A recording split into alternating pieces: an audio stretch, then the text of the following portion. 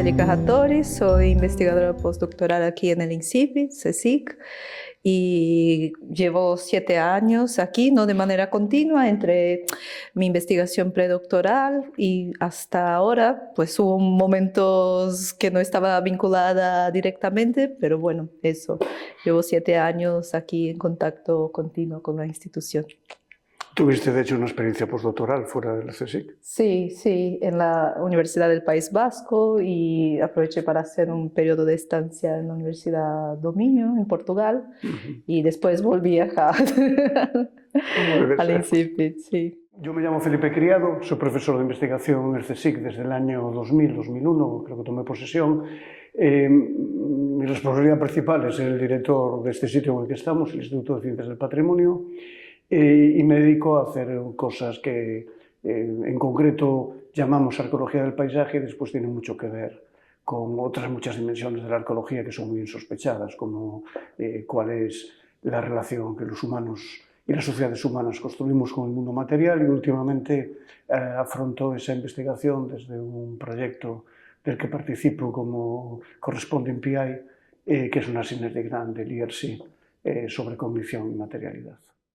¿Y cómo ves así como hitos de tu carrera investigadora? ¿Qué proyectos te movieron mucho y qué te acuerdas ahora?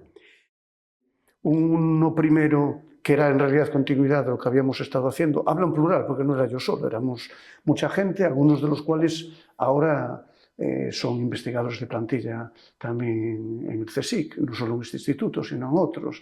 Entonces, continuando una trayectoria que tenía ya 10 años, entre el 90 y el 2000, el primer hito fue eso, una orientación sobre todo hacia el patrimonio, conciliando la aproximación e investigación fundamental con la investigación aplicada y la perspectiva de rendimiento social. Un segundo que fue un giro al abandonar esa línea, pero insistir más en qué significa una investigación fundamental sobre la cadena de valor del patrimonio, y un tercer hito posibilitado ahora por esta Synergy Grant X-Scale Material Minds, que trata con el ámbito material del patrimonio, con la dimensión material del patrimonio, cómo esto interacciona con la cognición. Son los 3 hitos que resaltaría. Tú, por ejemplo, cuando empezaste, tenías mucha esa presión también de, ¿sabes? De, bueno, no pasa nada, trabajo 3 días gratis haciendo revisión de papers y no sé qué, no, pero eso va a ser una línea más en mi currículum, ¿no? Que es muchas veces lo que pensamos. No, tenía otra presión, pero no tenía esa, porque cuando yo empecé además muy joven, inclusive yo tuve la fortuna de poder empezar ya a tener experiencias de investigación mientras estaba en mis años de licenciatura. Mis primeras publicaciones con profesores míos fueron antes de acabar mi licenciatura, y en todo el periodo que va del 80 al 90 tuve otras muchas presiones. La presión laboral, la presión del salario, la presión inhumana de terminar una tesis doctoral que había que hacerlo en un cierto plazo. La mía fue larga. De hecho, yo estuve casi 8 años, 7 años largos trabajando con tesis doctoral, porque llegué a tener 12 horas de clases semanales y 280 alumnos. Eso es inhumano. Hoy existen presiones, pero no tenía esas presiones de las que hablabas, porque aquí el sistema todavía estaba, en el fondo, en España invertebrado. Yo creo que cada generación... Yo soy tremendamente respetuoso con la presión actual que tienen las personas jóvenes. Tú misma y sobre todo las personas que vienen detrás. Sé que tienen una situación muy, muy fastidiada. En muchas cosas incluso más fastidiada que la mía, que el sistema era más pequeño, en el fondo había un poquito más de oportunidades, pero eran oportunidades que, por ejemplo, pasaban más por el arbitrio de una persona que por un sistema más imparcial, digamos, ¿no? Creo que es importante recordar que toda generación hemos tenido nuestros problemas. Claro. Y precisamente desde esa experiencia creo que tenemos que ser simpatéticos con el hecho de que los jóvenes tienen otros problemas no menos importantes, igual de graves. Lo que no me sirve a mí, por ejemplo, lo que se dice muchas veces, cuando desde las personas que son mayores te vuelves a los jóvenes y dices, uff, ¿de qué os quejáis? Para difícil lo que tuve que hacer yo. No, porque el planteamiento real es, como yo lo tuve muy difícil, tengo que asumir que todos los que sois jóvenes Claro, vais a tener tienes que igual de difícil. vivirlo. Claro, efectivamente. ¿Tú qué le dirías a la gente, y sobre todo a la gente joven que tiene que empezar una investigación? Creo que el consejo, yendo a tu pregunta, que yo dejaría a la gente que quiere investigar o que está investigando, es que hacer investigación tiene que generarte una cierta pasión, ¿no? Porque investigación, sabemos, tarda muchísimo, llevan años, y si no es algo que te mueve socialmente, políticamente, es que no tiene ningún sentido y va a ser lo peor, o sea, lo más aburrido que puedes hacer, ¿no? Entonces a mí también siempre me fue fundamental, desde mi experiencia, esta cosa de sentirme muy involucrada y ver sentido en lo que estoy haciendo, ¿no? Ver sentido social, político, en el tipo de trabajo que hago.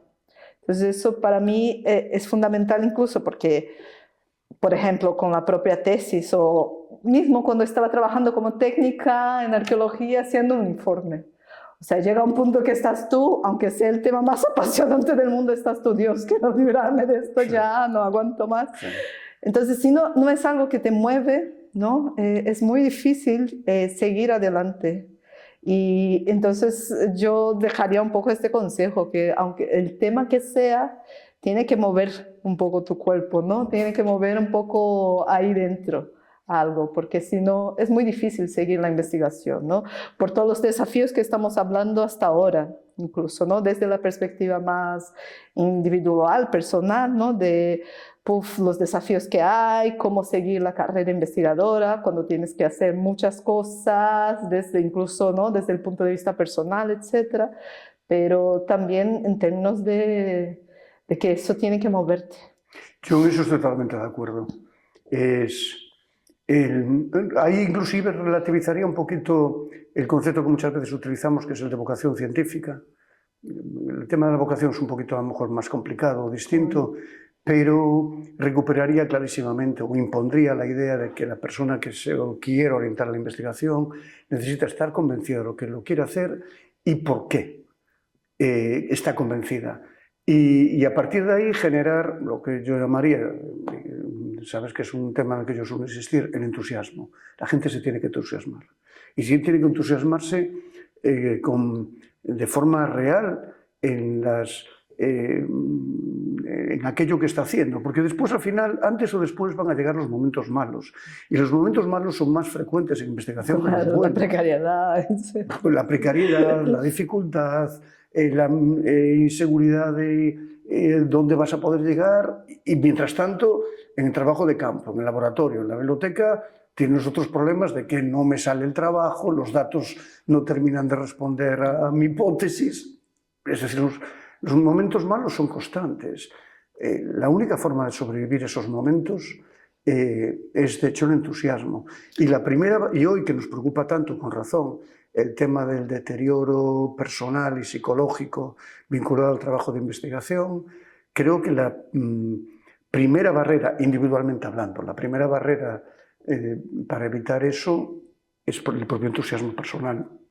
Y yo estoy contigo en que ese entusiasmo a su vez depende mucho de que la gente sea capaz de proyectar que aquello que quiere hacer sirve para algo más que para simplemente satisfacer su curiosidad. Claro, y la investigación es un concepto amplio, ¿no? No es que tengas muy claro que quieres ser científico titular de no sé qué, evidente. pero como técnico, como incluso entusiasta en algún tema, es esto, es la investigación en su sentido amplio, ¿no? De que, pues me interesa mucho, tengo pasión por este tema o por trabajos de difusión en arqueología, pues genial. Entonces, ¿no? O sea, es un poco, porque no es que tengas que tener muy claro que quieres ser investigador o tal, pero en el sentido más amplio creo que es fundamental, ¿no? Bueno, dijiste lo que precisamente comentaba yo y no quería mucho entrar en ello. Esa es la razón por la que yo no insisto tanto en la vocación, en la vocación científica, del científico que quiere ser catedrático, etcétera, etcétera, o descubrir tal cosa. Y es más importante, en cambio, el entusiasmo del personal investigador, el personal de formación, el personal técnico, hasta diría del personal en administración, que está trabajando en nuestros institutos, el entusiasmo por estar haciendo algo que crees que es más importante que aquello concreto, que forma parte de algo más importante que aquello concreto que tú estás haciendo.